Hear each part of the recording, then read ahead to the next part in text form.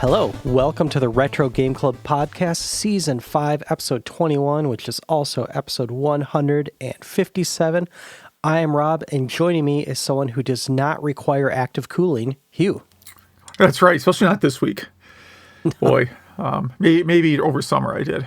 Yeah, I just saw a meme from Illinois that said the temperature just went from 90 to 55 like it saw a state trooper. Yeah, that's about right. That's about right. It really did here. Yeah, probably maybe other parts of the country too. I don't know. I keep saying I need to stop being online, like doing web pages and podcasts after I turn 50, because I'm starting to turn into a cranky old man. And I'm noticing that tendency to complain about the weather a lot more than I used to. Like to strangers too? Like, do you talk to cashiers and stuff about things they don't care about? Yeah. So I'm thinking after 50, I'm gonna fade off into the sunset. You could always be a greeter at Target or something. Yeah, I could do that. You recently did some traveling, right? Yeah, not game related. I just felt like going up to Minneapolis for the weekend. I decided it was just too darn warm here. Actually, Minneapolis was warmer. It was actually oddly warmer, but it really wasn't for gaming stuff. It was just I haven't been up there in a long time. That was basically the gist of it. I've never been there. Go up there. You like it? Yeah, it's a nice city. Yeah. I used to have grandparents out there, but they're all more than 10 years gone. Mm-hmm. I rented a house in like a really old part of the city. The house was like 120 years old. And, other than having like some modern amenities added, it still felt like a pretty old house. But it's a nice area. I definitely recommend it. And there's, a lot of cool stuff to see up there. You ever do the Prince thing? No, I did not do that. Oh, okay. No, but part of it is my kid wanted to see Mall of America. Oh, okay. That was part of it. So that's one of the things we went to go look at. Checked out a lot of like indie record stores up there. There's cool. It's a pretty thriving. I mean, I'm not really into that, but I like visiting the stores. Yeah. There's a pretty solid scene up there. Nice, cool. Yeah, I'd like to see that city sometime. Yeah, and it's it's a fairly affordable city to go to. But no, I did not look at one gaming thing the entire time there. I did not go to like a barcade. I didn't look for a game store, because I don't know, the trip wasn't really like about me so much as I was, showing Minneapolis to my kid and just getting back to see the city again where I haven't been in a long time. It's a lot. I mean, it changes a lot over a long period of time. Definitely a lot of new buildings and not really like the kind of traffic you would expect for a city that size. You up to anything else? I mean, we really haven't talked in a while, but I know we both just been super busy. Yeah, I've been working more than I should, but did I put anything in the notes? Oh, look, I literally put nothing in the notes that I've been doing. Yeah, that's about right. I was talking to my wife the other day, debating if I was going to buy a PlayStation 5 finally, and I still have decided no. Well, one, I still have never seen one in person. No, I'm serious. I've never seen a PlayStation 5 in a store, ever.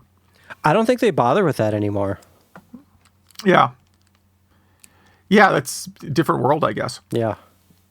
But it came down to, I still can't think of any reason why I want to buy it. Like, everything I want to play is on Switch or PS4 right now. Mm-hmm. Yeah, and there's going to be turnover soon. There's going to be like a PS5 Lite or Pro or something soon. So wait till after the holiday, something will change. Yeah, I bought the PS4 extremely late, back when it came in with like a bundle with a game and stuff. Mm-hmm. I mean, a good game I actually wanted. Yeah. I don't know, what have you been up to? Did you watch that Castlevania series on Netflix? Did you ever get to that? No. Was I supposed to? Well, it is fantastic. Okay. And there's quote unquote like 3 or 4 seasons of it, but each of those are only like 3 episodes. Well, the next version of it came out. I wouldn't call it another season because this new one is called Castlevania Nocturne. And it is incredible. I watched the first few episodes. I love it. Okay. It's an animated series, right? Yes. It's an American anime, and they really kept it old school in terms of animation, and it's gorgeous. it reminds me of why I used to like anime. Like I can't do anime anymore, really. I mean, there really hasn't been much that really caught me lately other than this. So, can't recommend it enough. And what else? I started Jedi Survivor, Okay. and it's fun. It's a fun Star Wars thing. I don't know what else to say about it. And yeah, just goofing around with, my FPGA stuff. But I don't know. That's really about it. Other than I did want to cover a news item in kind of our intro here. And that would be the Pentium 5. Did you read anything about the chatter going on about Pentium 5? No, what's going on with the Pentium 5? Okay, so, there was Pentium MMX, Pentium 2, or Pentium Pro, Pentium 2 through 4. And then the Pentium 5 never happened. But back then, call it 2003, they started talking about the Pentium 5. They talked about it's going to be 7 gigahertz, up to 10 gigahertz in a few years. And this one guy got like a prototype of one. And of course, like Intel ran into, physics and thermodynamics, and 7 gigahertz didn't pan out. But they were really talking about how everyone would be liquid cooling stuff. It would be the norm. You would need, 250 watts just to like run your CPU, that kind of stuff. Uh-huh. And it is just kind of like a cool history of this thing that was completely hyped up. And then, so many years went into researching and trying to build this thing. They tried to will this thing to happen. And it just obviously didn't. So kind of a cool history. There's a few write-ups and then a kind of boring YouTube video. Mm-hmm. That's a weird name when you think about it, Pentium 5, because wasn't it called Pentium because it was upgrading from the 486, so you go to Penta. So yeah, but then there was the 5. Pentium 2, Pentium 3. Yeah, I guess, yeah. And it's strange that, what actually came out was the Pentium D, which was the dual Pentium, and then the Core 2, and I could be wrong. I think the Core 2 is just kind of an upgraded D, but none of those got even close to 7 gigahertz. They were well under 4 gigahertz. In fact, most were under 3. And, back then when you kept hearing 7 to 10 gigahertz, now you have to buy this thing that's like 2.8 gigahertz and you're supposed to be happy about it. Mm-hmm. I don't know. It was just a strange time in computing. And that's kind of when AMD came out with Athlon too, and they started to come back. Well, I guess they were already back with the K6, but still. Yeah, I'm reading the specs and history on this on Wikipedia. It's strange, right? Yeah. There was something weird with the memory too. I can't remember, but yeah. Yeah, well, I mean, for the first time ever reading about this, and maybe I read about it 20 years ago or whenever they first started talking about this, and I just forgot about it. I don't think of it, they all give it weird names now though, right? Like coffee shop or something, right? Yeah, they have their in-house name. Yeah, they're like Coffee Lake, stuff like that. But yeah, back then, you also had a lot of RISC chips. Like Alpha, MIPS, PowerPC, Spark, all competing with the x86. I don't think ARM was really that big back then, but I could be wrong. But it's kind of funny that Apple kept down this road that Pentium got out of because I guess it'd be mostly IBM because of the PowerPC. Because I don't know if you knew anything about the G5 chip, but that thing was so hot and so power hungry that it almost felt like, even though it was like 2 to 2.7 gigahertz, it felt like what the Pentium 5 would have been. And that's when Apple was divorcing IBM because of it. So, and then going to Intel. So Intel definitely made the right decision. Really, really strange time, but Yeah, sorry. It's that kind of stuff that I could obviously talk about hours about. But we do have some other news items, and almost all of them happened right after we recorded the last episode. Yeah. So Raspberry Pi 5 was announced. I think everyone's probably heard that by now. Every YouTube channel did a story about it. Literally every channel on YouTube. Just about, yeah. Yeah, hopefully you'll be able to buy one. Yeah, and both of our notes pretty much say, like, this thing is expensive. Yeah, I mean, it's a different, it's kind of a pivot for them.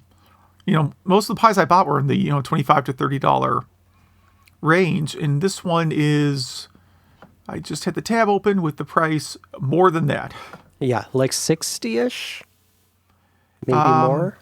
60 for the 4 gig, 80 for the 8 gig. Plus they And recommend... that's without... Yeah. Yeah, but that's without cables, right? This is just the bare unit.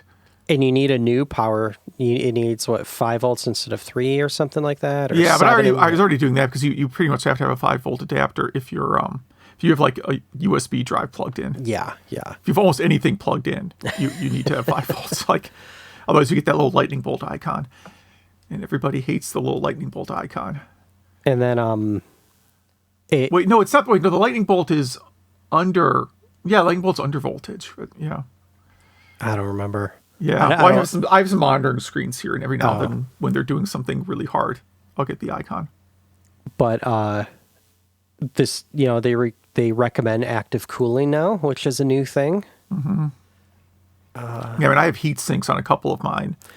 I mean, I got the Alibaba ones. That it's pretty much a piece of metal. It's it's. But now if you're adding like a fan and a real power supply and more cables, I mean, this is going to be $150 by the time you're done. And an M2 drive instead of SD. I mean, there is SD, but yeah, I mean, like Intel just discontinued what they call the new unit of computing, but like this thing, when you factor in all the add-ons, is getting close to that price range.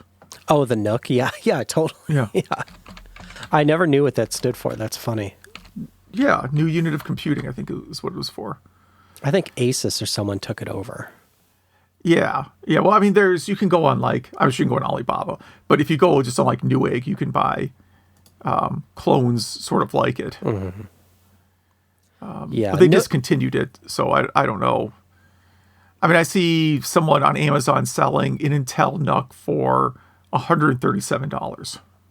Yeah, so like $20 more than the Raspberry Pi with everything you would need.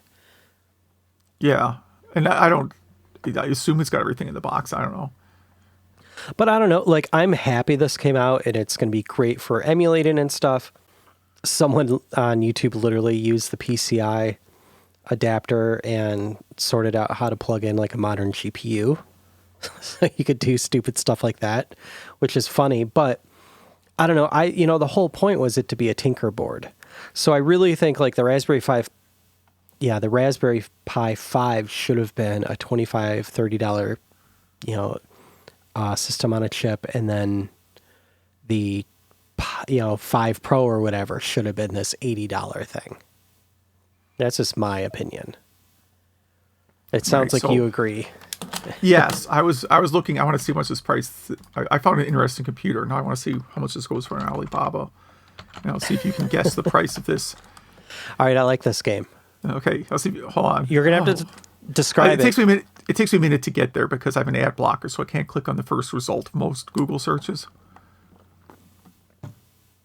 Interesting. Why is this more on Alibaba than... Okay. Oh, here we go. I'm debating whether to get the cheapest one. I'll click here.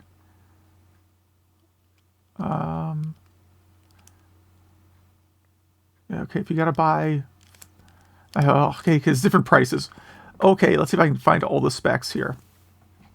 So this is called the GMK Tech G2 Intel N100 Mini PC. Mm-hmm. Right, 128 gig of memory, LPDDR5 512 gig SSD, 4-core thread computer PC, mini Win 11 Pro computer PC gaming desktop.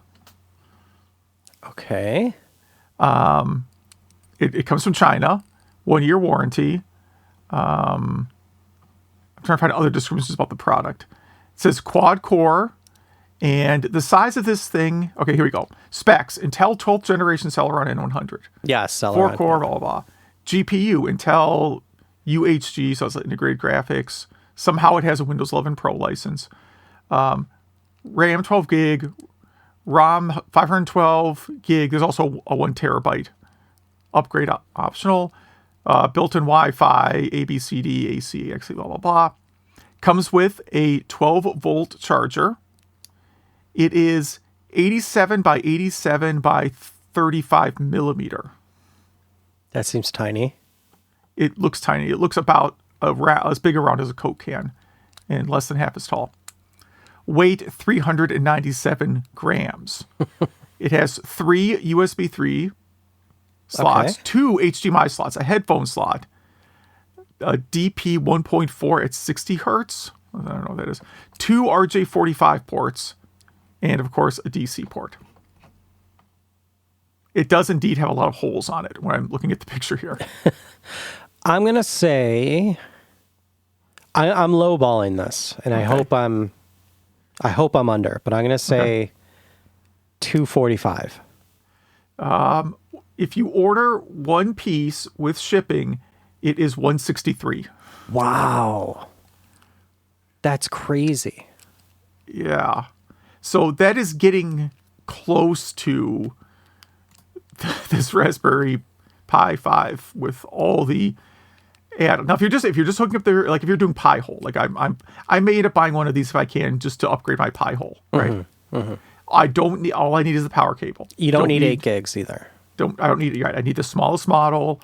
I have an SD card I can use. I already have more SD cards that I know what to do with. And I already said all my Pis have 5-volt power supplies already. So I might get it to upgrade Pi-hole, but that's about it. So yeah, I mean, this thing, can do like 4K 60 screens, so I mean, it's impressive in many ways. Like, we're not ripping on this thing. We're just saying, like, Raspberry Pi is a different company than it was when the first one came out. That's for sure. Jeez, and you can like bulk order USB drives for like 90 cents from this site. If you ever needed just like a ton of branded USB drives, I guess. Shall we move on to the next story? Yeah. All right, I'll take it. Mars FPGA. It stands for Multi-Arcade and Retro System. So this is the announced Mr. FPGA successor. It's not by the same people. It uses a more powerful FPGA, so who knows what they could do with it. Maybe PSP, PS2, that kind of thing. Okay. Maybe Pentium or possibly even MMX type stuff. I don't know if they could get to Pro with this, but very cool. Again, FPGAs are expensive, so, this is not for the person who just wants to buy the $160 box on Alibaba. Yes, exactly. Actually, I mean, really, if I wanted another emulation box, I would probably buy one of those like $50 Android streaming boxes that you can just install RetroArch or whatever on there and just take my chances with that. And then my favorite article of the week is the Smiths have their own unofficial text adventure on the Commodore 64. The Smiths being the band, not the band. Yeah, not like Morrissey, not like Morrissey, not like Will Smith's family or something. Yes, that would be probably a less sad game. Yes, I'm interested in this. It looked interesting. I'm a Smiths fan. Yeah, I have heard a few of. I'm not a huge fan. So what exactly is the point of the game? Are you like living in a day of their life, or? I just saw part of it where they were like at an airport and maybe they were on tour. So there are some, it is text adventure, but there are some graphics, but they're not moving. Feels very, very first generation Apple II type. Okay. Type game. I guess a la Task Times in Tone Town, you know. Yeah, yeah. And yeah, this next one I put up here is a very cool Zelda 1 hack called The Legend of Super Mario Save the Mushroom Kingdom. And that's exactly what it is. It's very creative. It's Mario and the gang in, you know, the first Zelda engine. How can I describe the music? The melody is from Super Mario Brothers, but the cadence and the palette is from The Legend of Zelda. Yeah, well, it's a Legend of Zelda ROM hack is the base for this. Yeah. It's very cool. I recommend this one. It's in our show notes. It's on romhacking.net.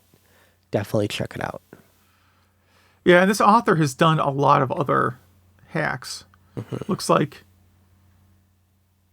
they're credited on, it looks like 19 total. I was miscounting. I mean, that's a lot. Some for hacking, some for doing music. So some of them are relatively simple, like Super Mario Brothers no music hack. Hey, yeah, you got to start somewhere. It's more than I could do. Yeah. And that's our news, but we got some Game Club games. Yeah, some Halloween-y Game Club games. Yeah, I feel like I've been talking a lot. You wanna do your game first? Yeah, so I did Zombies Ate My Neighbors. So this was a game I remember being on Genesis. I think there was a Super Nintendo version too. I, for whatever reason, mostly remember the Genesis version. And it kind of strikes me as being like a Gauntlet-inspired game. I think it looks really good. You know, I think not Gauntlet, sorry. Well, Gauntlet or Robotron. I could say it's a similar perspective to either, maybe more like Robotron because it's more about saving the civilians. You know, Gauntlet is just about blasting enemies. But here you're not just killing zombies, but you're also trying to save your really inept neighbors. I mean, these people have no desire to live at all. No. There's a zombie apocalypse and they're out like cheerleading in the yard, right? Yeah. Like they are not good at all. And yeah, you're basically playing through suburban levels, and I think again it looks pretty nice. I think the music's pretty good.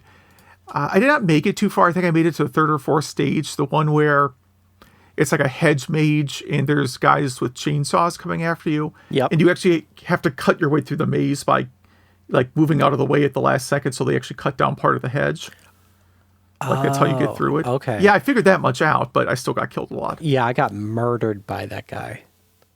Yeah. Once you figure it out, you have kind of a small chance of survival. And then I looked at a couple ROM hacks. So there's one that is a randomizer called Zombies Ate My Roguelike, which just randomizes the levels. It's a good idea. That's a cool idea. And the other one just changes the viewable area on the Genesis from 256 by 224 to 320 by 224. Okay. And it basically takes this part that's like the mini map and blows it up so it's like a full column on the screen. So the playable space is the same, but all like the information stuff is now in its own area. Oh, that's cool. Yeah. So it looks, a little, it's a little less cluttered. Were you creeped out by the clown distracting thing? No, not at all. that was fine. Yeah, I like this game. I have two thoughts about it. I think that it could have quickly worked with a Simpsons like palette sprite swap and been a cool game.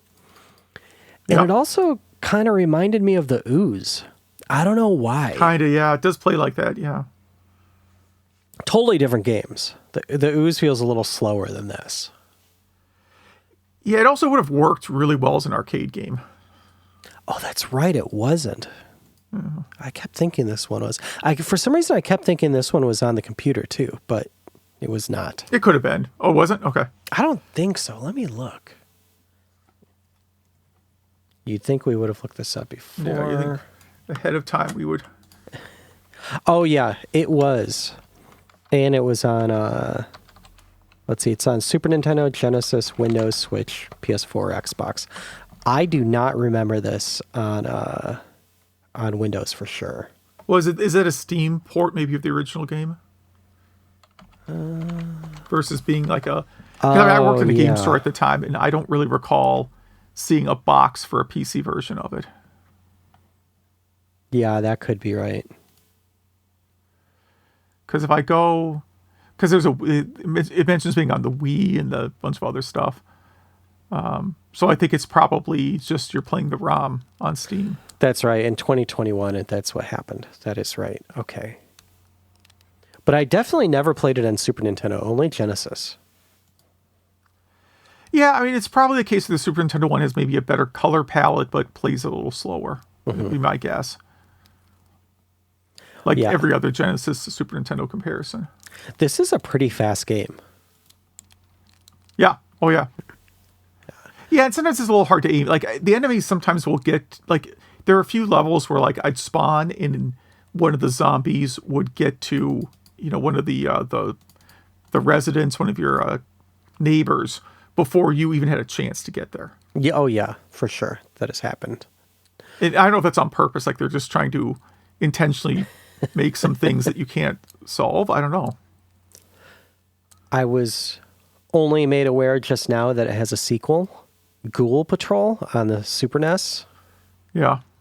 Yeah, I never played and that. that one you can have the Switch too. Limited Run Games did a printing of those two games together. Oh, okay. Yeah, never played that one. Yeah, this game also needs, like, some kind of endless life mode. Yes, for sure. I wonder if the Switch releases have that. Yeah. Like a Shantae game, you know, could look retro, but you have endless lives because now you're old and don't have time for this nonsense. Yeah. Well, any final thoughts on zombies eating your neighbors? No, I'm really tempted to try that roguelike hack. Yeah, for sure. That might be like a future Halloween, though. Well, I did Haunted House on the 2600. I, like you, I think like you, I started playing the remake first just because I was very interested in it. That is on the Atari 50 collection.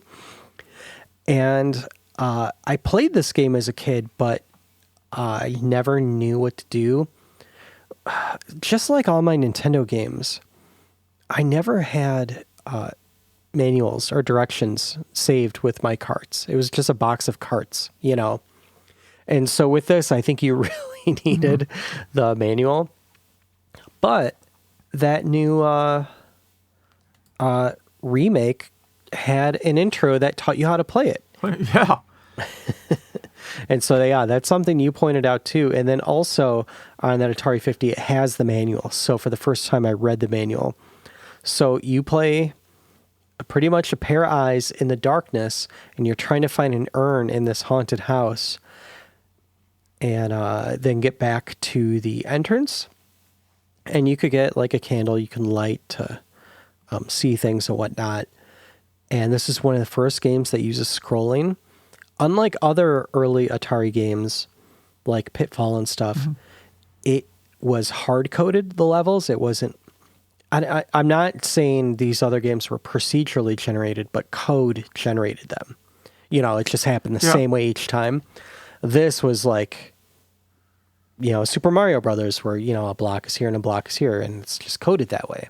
And so that made this game bigger than it had to be. But I think it worked. I actually liked the original better. There's nothing wrong with the remake. I think anyone listening to this should play the remake, especially if you already own Atari 50. I'm sure that game is going to go on sale soon anyway. And I enjoyed it. I could see myself playing it once every October for 10 minutes.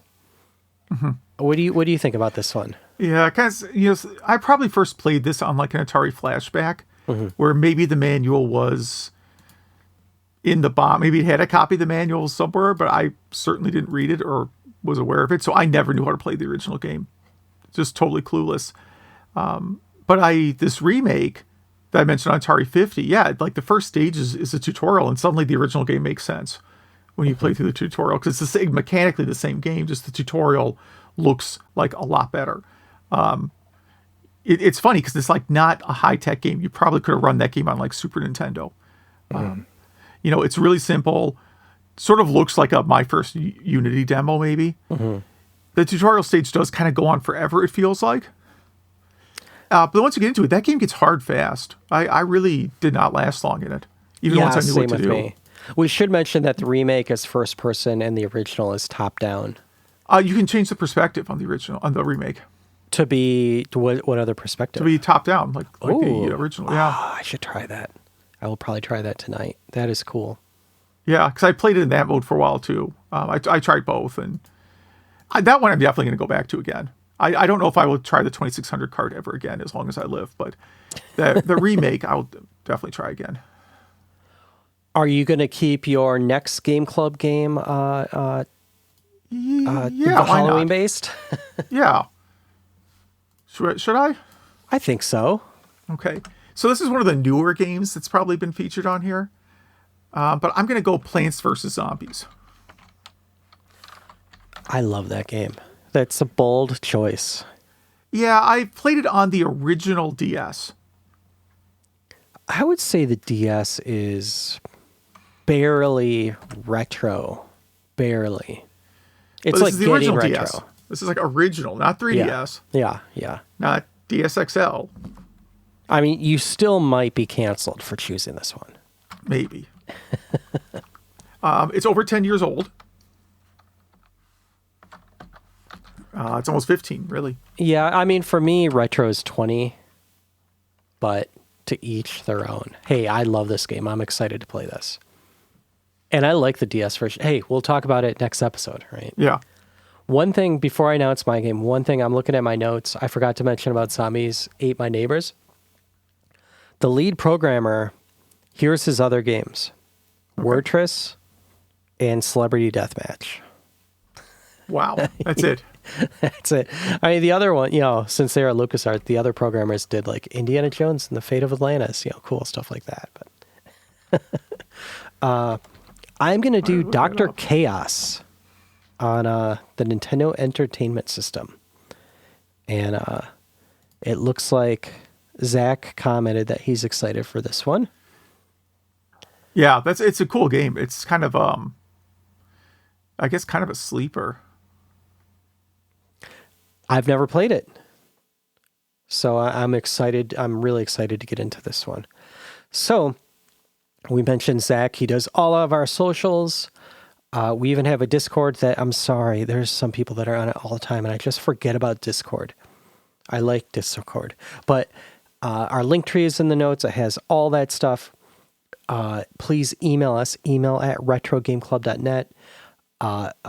Hit us up on social. We want to connect with you in either of those ways. We read your emails with names if you want us to, or handle, whatever, or your socials without your names, because your name is on all your social stuff, so we don't get your permission, so we don't read your name when we do the social stuff. But anyway, if you played the very retro game Plants vs. Zombies, or Dr. Chaos, Zombies Ate My Neighbors, Haunted House, if you hacked Super Mario Brothers or Zelda, if you love or hate the Smiths, or if you wish a Pentium 5 came out, or if you can't afford a Raspberry Pi, please email @retrogameclub.net. We'd love to hear from you. There are a lot of our listeners we haven't heard from in a while, so we miss you. And I could take this first one. Yeah. Frenchman writes in, who also has a very fun podcast. He's going through his Retro Game Club backlog, and I think we must have had some 32X discussion. I can't remember what we talked to week, but he really liked the 32X, and obviously, he had Doom on it, and he loved Shadow Squadron. That's a hard word to say, and it felt like a true next-gen game, which I totally agree with. And then 2 summers ago, he stumbled across a pawn shop that had 5 sealed copies of Fred Couples Golf for 32X. He bought one as a joke and returned a year later and bought all 4. The rest of them, they were still there, so he got them. And he said it's surprisingly not a bad game. I believe I have a copy of that. Yeah, I have one of those too. And it really isn't a bad game. And he says, he thinks if Sega continued with the SVP chip, which was kind of like the Super FX chip that the SNES used, it would have really helped the Genesis's lifespan. Like Virtua Racing was better on 32X, but the Genesis version was fine with that chip in it. Which it was also $90 at launch. Yeah. I mean, how much were the SNES games like with the Super FX chip? Were they that much or not that much? When did Star Fox debut? Oh man, was that 95? That seems late. 94 then. Let's see here. I have all these old catalog scans that have game prices in them. You see. Oh. And I was trying to. I was going to reference myself on this one. But where is 93 February. February 93. Okay, so let's go. But I don't know if that's Japan or US. Yeah, let's see. Spring 93. We need those Funko Land. Remember those big sheets Funko Land had that were all folded up that had all the prices of new and used games? So Star Fox seems to first appear in the August 93 catalog. Okay. And it is $59.99. Wow. Okay. I thought it would be more than that. At least 70. Okay. And Virtual Racing could have been 95.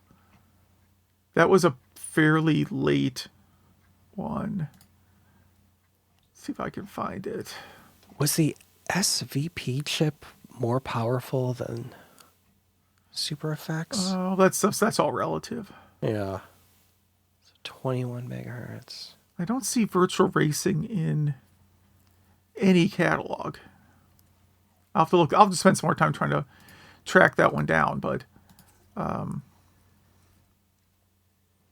okay, so the Super FX chip was 21 megahertz, and the SVP chip was 20.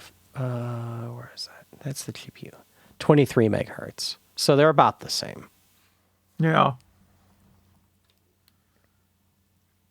Yeah, that's all very interesting, though. I love that stuff. We've been talking about chips a lot this episode. I love it. yeah. But anyway, French Pit said, it probably would have been a lot better than, just to do that and then just go to the Saturn instead of 32X, and stuff. But yeah, French Pet, thanks for writing in.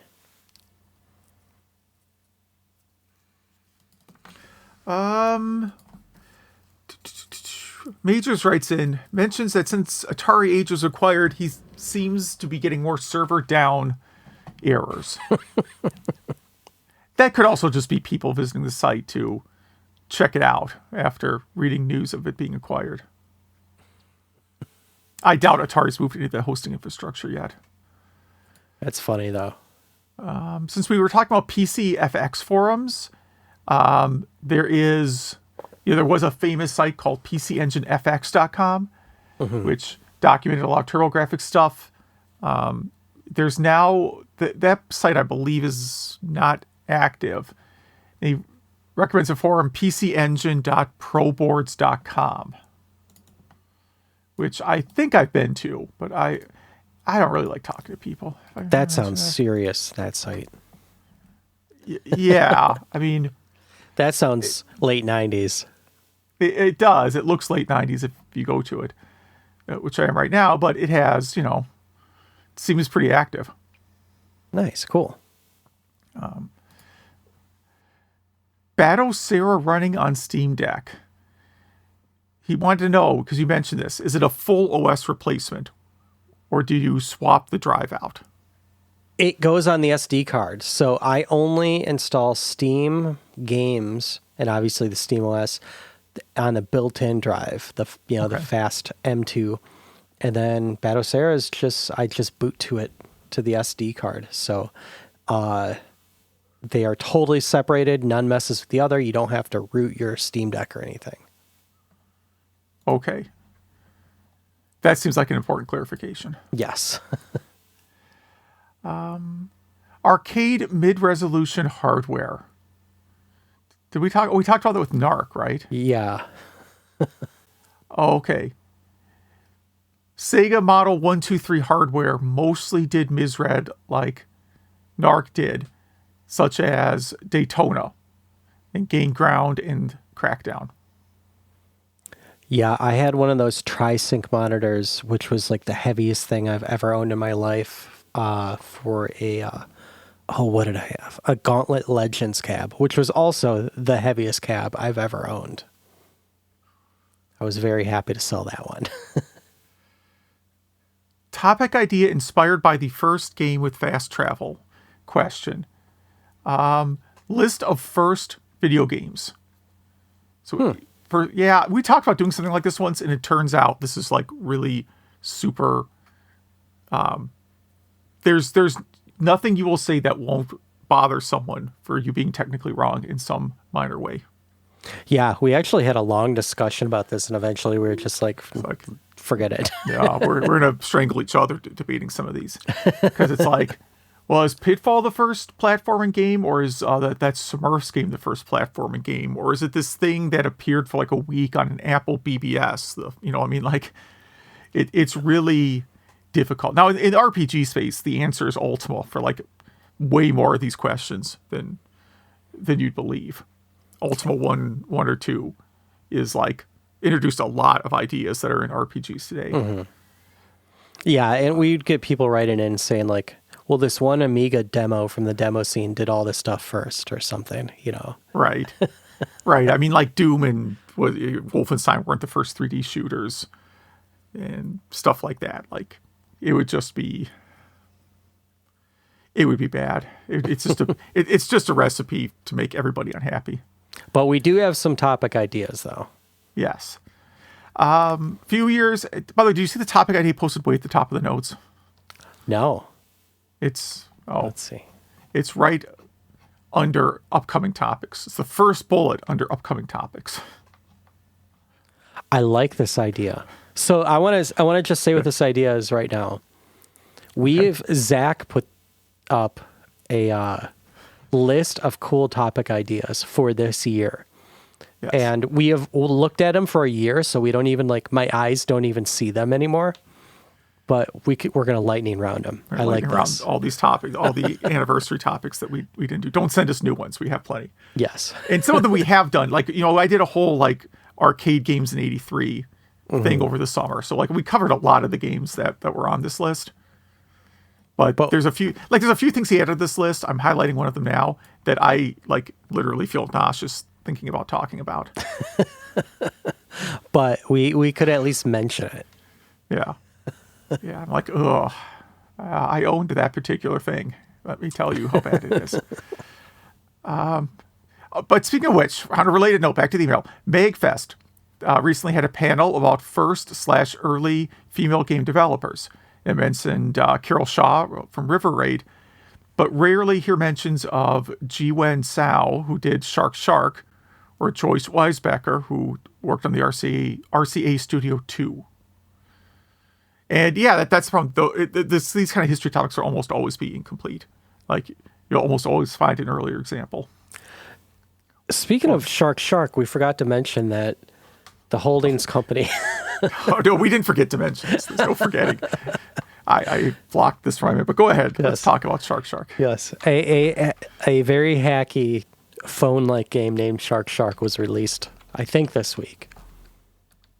Yes, for a variety of systems, none of which are the dedicated console that contained hardware that you could only possibly play Shark Shark on if you owned this console.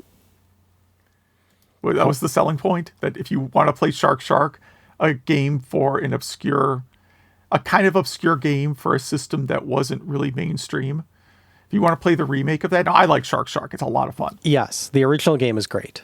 But if you put up a picture of that game, people might guess the title, I suppose. But if I did like a BuzzFeed quiz of like, can you name these 80s console games? Right? And I put just literally anything from the Atari 2600 library, and then I added Shark. Less than 1% of people would get it. Yeah.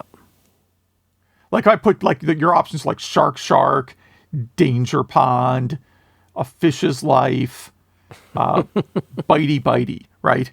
Like those were the 4 names. I said, what's the name of this game? I don't think it might get 1 out of 4. It depends whether or not I put the shark in the screenshot. Yeah. They'd probably, pick Jaws. Yeah. Yeah, Jaws would have to be the other option. Yeah, there you go. I put Jaws as the 4th option, and I bet no one would get it. So that's such a weird, like, it's a weird selling point for a console that we're going to have Shark. And that game that was just released doesn't come with the original Shark. It only has... It's not like a Shark 50. This is not Digital Eclipse killing it with Shark. Yes. Yeah. And by the way, it's a fun game, but it was kind of it must have been a late in television release. I don't really recall even knowing much about it until like after the television was dead. Like I don't remember it when it was a new game at all. No, neither did I. I didn't own Intellivision. 2 of my neighbors did, and my cousin had one, so I played them a lot. But this was a late game for me too. Yeah. So I got into it later. Maybe it was on one of the Intellivision collections. That's probably where I got into it. Maybe the DS Intellivision collection. Maybe Intellivision Lives, one of those. And that's when I discovered, like, hey, okay, this is a lot of fun. I would have liked this, but I never saw it before. Yeah. It's like, and I'm going to launch a system based on it having legendary acts.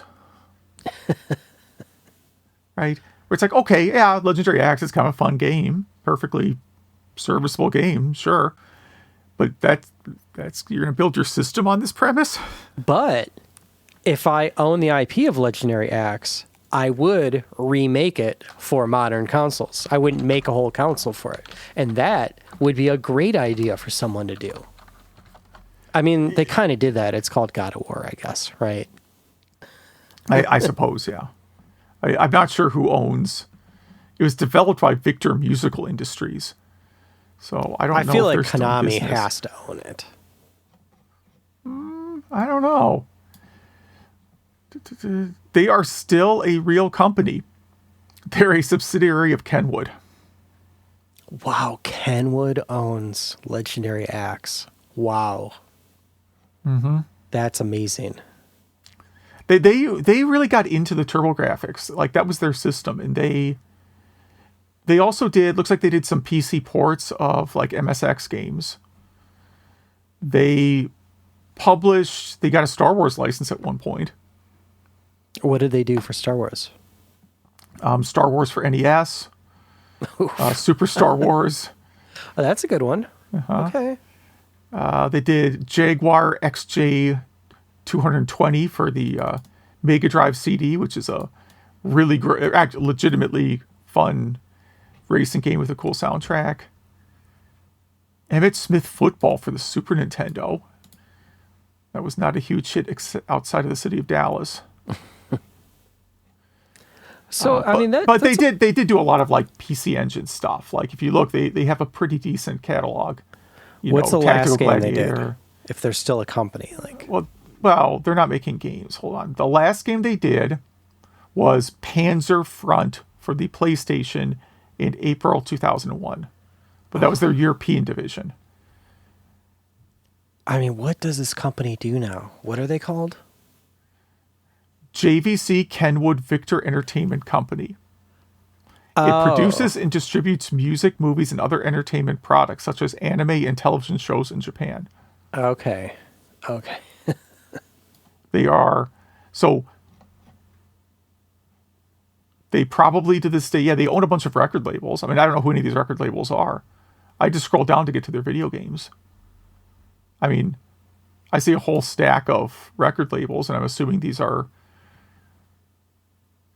I don't know. Some of them I've heard of, some I haven't. Yeah, I mean, I have a JVC projector. I wonder if that's the same company. Oh yeah, could be. Yeah. Well, I know this is very riveting podcast stuff. Yeah, yeah. So, anyways, Legendary Axe cannot be the game you launch your new console on, because I think it's hard IP to get now. But it's the closest. It's just an analogy. Yeah, yeah. And so majors. Oh, there's a topic like worst games to try and launch a console based on. I love that topic. You know, where like a console was sort of launched with like one like flagship game. Like I'm sure the N-Gage had. I thought it was like a Tony Hawk game that was like, look at this. This can play Tony Hawk. And you know the Jaguar. Geez, I don't know what the first game they really pushed hard as. This is why you need a Jaguar. I mean, I did have this promo tape that I sent over to Hard for Games. So maybe whatever they featured first, but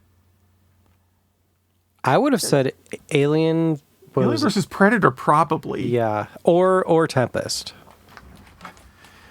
Yeah, I mean, the 32X, which we were just talking about, really launched on you can play virtual racing. And yeah, okay, that was pretty good. Like that one works for me. You know, 3DO launched on, look, you can play. Street Fighter, right? No, Street Fighter was a late release. Oh, really? Yeah. Was Rayman on 3DO? No, that was Jaguar. No, that was Jaguar. Yeah. And that was also a late release. You know, Gex? 3DO kind of launched with was Total Eclipse like the launch game? I got to look this up again. It was something along those lines. You know, I think of like systems that launched with like just a very, very small number of games, and the selling point was you can play this really amazing game. The only 3DO game at launch was Crash and Burn. Crash and Burn, yep. Yes, that is correct. Now it's all coming back.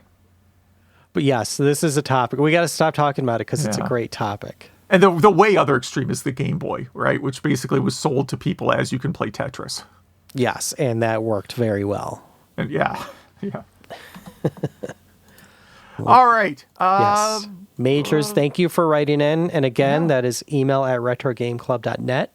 We miss our other people who haven't written us in lately, and we love people like Majors that writes us in all the time. And we do have a social media question for next episode. Do any listeners use retro achievements? So if you do, you know, send us your an email or on social. Send us your retro achievements name, and we could get a little club going. Because you could follow each other and stuff with retro achievements. Yeah, I've only looked at the site. I'm sorry. I know I'm really like bad as supporting community stuff because I don't do any online stuff at all. I really wanted to get I still want to get our Discord going because I do enjoy it. I just forget it's there. But anyway, what are our games again? Our games are Dr. Chaos and Plants vs. Zombies. And it is email@retrogameclub.net. And thank you for listening. Yeah, thanks for listening.